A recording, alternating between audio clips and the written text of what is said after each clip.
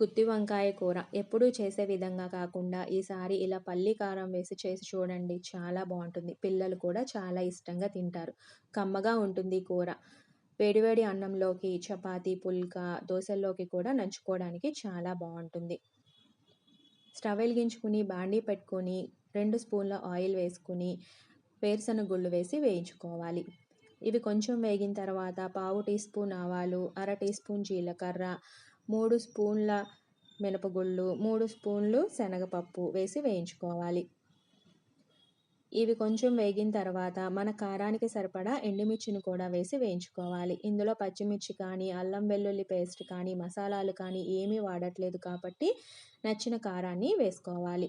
నచ్చేవాళ్ళు అందులో చింతపండును కూడా వేసి వేయించుకోవాలి. కమ్మగా కావాలి అనుకునే వాళ్ళు చింతపండుని అవాయిడ్ చేయొచ్చు. పోపు వేగిన తర్వాత దాన్ని చల్లార్చుకోవాలి. ఇప్పుడు స్టవ్ వెలిగించుకొని ఇంకో బాండీ పెట్టుకొని 2 స్పూన్ల ఆయిల్ వేసుకొని గుత్తి వంకాయల్ని తరిగి కొంచెం ఉప్పు వేసి మూత పెట్టి 5 నిమిషాల పాటు మగ్గించుకోవాలి. వంకాయలు అనేవి చాలా త్వరగా మగ్గిపోతాయి. లో ఫ్లేమ్లో 5 నిమిషాల పాటు మగ్గించుకుంటే సరిపోతుంది. ఇప్పుడు ఒక మిక్సీ జార్ తీసుకొని అందులో పోపు మిశ్రమం వేసి కొంచెం ఉప్పు వేసి మిక్సీ చేసుకోవాలి. వంకాయలు మగ్గిన తర్వాత ముందుగా మనం ప్రిపేర్ చేసుకున్న పల్లి కారాన్ని అందులో వేసుకోవాలి.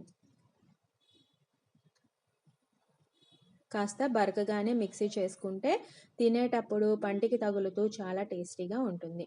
ఒక చిన్న గ్లాసుడు వాటర్ కూడా పోసుకొని బాగా కలిసేటట్టుగా కలుపుకోవాలి. లో ఫ్లేమ్ మీద 5 నుంచి 7 నిమిషాల పాటు ఉడికించుకుంటే సరిపోతుంది. ఈ పల్లి కారం అంతా కూడా వంకాయ ముక్కల లోపలికి వెళ్ళి ఉడికి చాలా టేస్టీగా ఉంటుంది. మూత పెట్టి ఒక 5 నిమిషాల పాటు ఉడికించుకోవాలి. ఎంతో టేస్టీ అయిన వంకాయ పల్లి కారం రెడీ. వేడివేడి అన్నంలో తినండి, చాలా బాగుంటుంది. మసాలాలు లేవు కాబట్టి తింటే చాలా హాయిగా కూడా ఉంటుంది. ఈ వీడియో నచ్చితే లైక్ చేయండి, షేర్ చేయండి, ఛానల్ని సబ్స్క్రైబ్ చేయండి. Thank you.